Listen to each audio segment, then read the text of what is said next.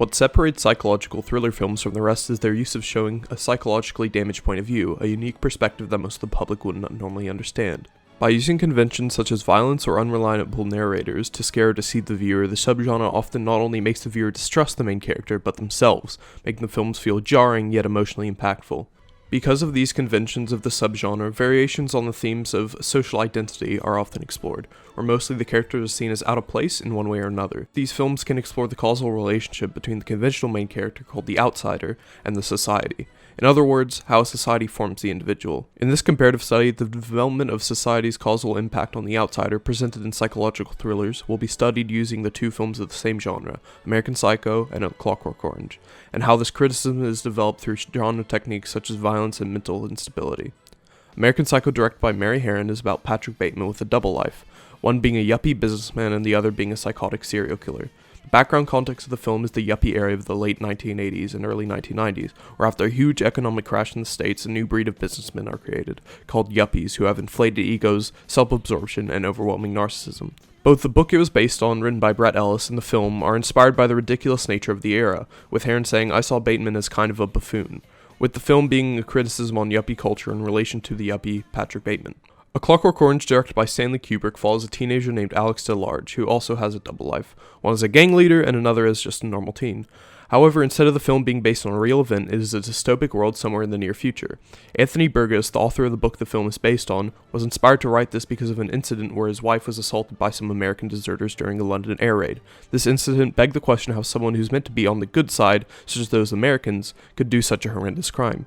This is reflected in the book and film with the question on how society can corrupt a young teenager to the point of murder. The justification for comparing these two films is they both follow a main character that has violent psychopathic tendencies, with the important implication that these tendencies are a consequence of the society they live in. This creates a discussion of the causal role the society plays in relation to the outsiders represented in each film. A society with a rotten core fronted by a glossy facade is created through psychological thriller conventions and film techniques in order to show the causal relationship between the outsider and society. A key similarity between American Psycho and A Clockwork Orange that shows this is the set design in each, where they both contain a juxtaposition of glorified front with a dark core. In American Psycho, the apartment, specifically Bateman's, feels fancy yet soulless, depicting the glossy facade of New York. The set design is bare, where this lack of personality in someone's home is descriptive of the hollowness that exists within the yuppie cultural context, making it feel relevant for the viewer. Yet this emptiness within the apartments is juxtaposed by the lavish parts of the set design, like the massive windows being New York City, the minibar, and the exotic architecture. By painting this upper-class society as hollow yet somewhat attractive is Harron replicating the yuppie culture, where the extravagance and hyperbole covers up the emptiness that is inside both the society as a whole and the individuals. As one can see in both the film and reality, this representation is accurate as it criticizes the yuppies as insecure, with their mindset being that the only thing that matters is what the world perceives your facade as. Likewise, in A Clockwork Orange, the upper-class world of the correcting facility can be seen as a glossy front for a rotten underbelly of society. Often, close-up conversational shots in the facility are backed by complete white, enforcing the idea that the place is pure, alongside a pastel blue hue that is comparable to a comfy hospital room or some safe space. The rotten core behind the mask in American Psycho can be seen in the scene where Bateman kills the homeless man in the alleys of New York. The set design of the alley can only be described as grim, where the broken boxes, panels, and trash bags, paired with the greasy finish of it all, gives the setting an unpleasant aura. Additionally, the lighting is low-key high contrast, which creates an uncertainty to the place, where both the set design and the lighting here depict the rotten innards of society. Similarly, A Clockwork Orange depicts the world as rotten. For example, the police, who conventionally are meant to be honorable, are depicted as criminals in a costume, when Alex's previous droogs are hired and eventually bring him to a forest and waterboard him. Furthermore, places such as the theater are defiled, where this can be seen through the camera slowly revealing the broken props, the turned over chairs, signs, and torn mattresses, painting this place that once was a home of modern art as nothing more than a garbage dump. Through the contrast of the utopic and depraved nature in the world, Kubrick uses the theme of facade versus core to express the costs of the ideal utopia and free will, with this cost ironically being an authoritarian control and a lack of humanity. Both films use techniques such as set design, camera, mise-en-scène, and symbolism to achieve the same theme, which is to paint the world as having a glossy facade with a rotten core.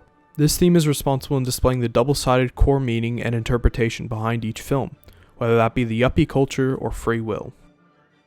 The outsider in each film is presented as a reflection of the world they live in, where they have a glossy and charismatic front that is hiding a rotten core within. The mirroring of the juxtaposition within the characters and the world is descriptive of the causal relationship between them. Although the characters seamlessly and naturally fit into their environment, the society they live in is presented as a hunting ground more than an oasis, with the main characters acting as outside predators.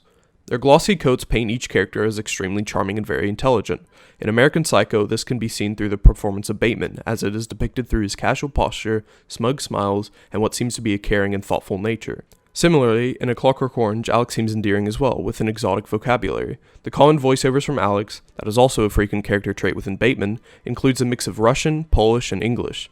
Despite this appeal of both characters, just like the society they live in, the glossy facade has a rotten core, where the juxtaposition of psychological thriller conventions are used to display this contrast between their elegance and their depravity. Starting off with their love of art and music, this is often juxtaposed with the violent conventions in each film. In American Psycho, just before killing Paul Allen, Bateman goes on a tangent about Huey Lewis and the News, while he dresses for the violent occasion. The camera focuses on the CD, showing that the music is as important to him as the violent expressionism. Similarly, A Clockwork Orange features Alex's love for a bit of the old Ludwig van, specifically his Ninth Symphony. This is shown from the mise-en-scène, both in Alex's bedroom and his prison cell, where there's plenty of Beethoven memorabilia, including a poster and a bust. This shared juxtaposition of a true love for something so sophisticated and dignified as art, and yet the lust for something as primitive as violence, is descriptive of the duality of the glossy front and rotten core within each outsider. This elegant mask they wear, only to take off the thin veil to kill and rape, is a reflection of the predator in a hunting ground, where they can use this front in order to blend in and hunt within their respective societies. However, American Psycho explores the themes of an insecure yuppie culture being hidden by extravagance and excessiveness, while Clockwork Orange explores the ideal utopia, hiding the costs of free will.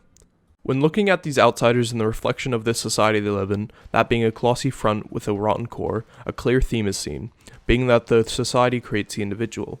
Although this theme is prevalent in each film, often the broader ideas of each film are different in interpretation, with A Clockwork Orange pejoratively being about consequences of free will, and American Psycho often being seen as a feminist criticism on capitalism and a consumer. An example of the causal relationship in both films leading to different conclusions and interpretations is the endings of the two films. Starting with American Psycho, the ending depicts Bateman trying to confess his murders to his lawyer as he believes he is going to be caught. However, the lawyer takes it as a joke, leaving the scene and the film with little or no catharsis. By having no one take Patrick seriously as he confesses, Heron is telling the audience of the accepting nature of the society he lives in, as in the end, it is the one who caused these activities, as seen from the causal relationship between Bateman and the yuppie culture. Similarly, in A Clockwork Orange, the ending depicts a final instance of the causal relationship between Alex and his society. When Alex has been cured from the correctional facility through an attempted suicide, he had been sent to the hospital where he's visited by an apologetic head of the correctional facility. During the interaction, a clear illustration of the causal relation between the two characters can be seen, with the man feeding Alex like he is a toddler. It is quickly revealed as a metaphor for governmental propaganda and coercion, as the press floods Alex's hospital room. Acknowledging these endings, it is clear that Heron and Kubrick are showing a final instance of the causal relationship between society and the outsider. Despite this, the concept of the causal relationship between the society and the outsider is being applied to different fields.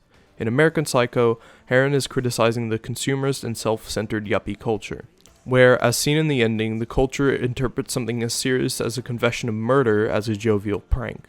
Contrastingly, instead of studying an era, A Clockwork Orange studies the idea of free will and the fact that it is sacrosanct.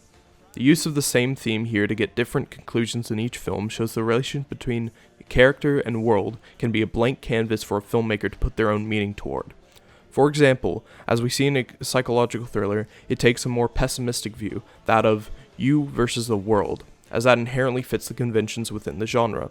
When looking at the causal relation in each film and how they lead to different conclusions, it gives us an insight into psychological thrillers like American Psycho or A Clockwork Orange, as the fact of different endings coming out of the same concept depicts the subjectivity within truths. In conclusion, it is clear to see that the two films, American Psycho and A Clockwork Orange, have a coordinated causal relationship between the society and the outsider. This can be seen through the glossy coat covering the rotten core within each world and characters within the film, where the concept is consistently referenced even to the endings of the film. However, despite the similar through line in each film, they are interpreted very differently, with American Psycho being a criticism on yuppie, consumerist, and capitalist cultures, while A Clockwork Orange is about the consequences and the necessity of free will.